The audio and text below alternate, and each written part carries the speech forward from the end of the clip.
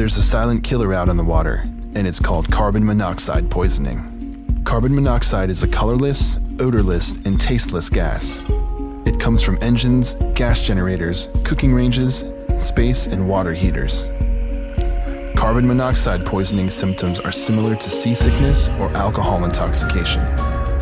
Whether you're fishing, riding along, hanging out, or having fun on the water, if you're not cautious, carbon monoxide can make you sick in seconds.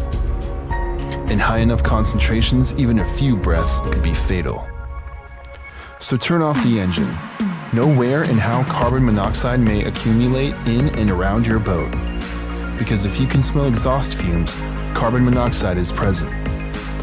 Go to pleasewearit.com for more information about carbon monoxide poisoning and prevention.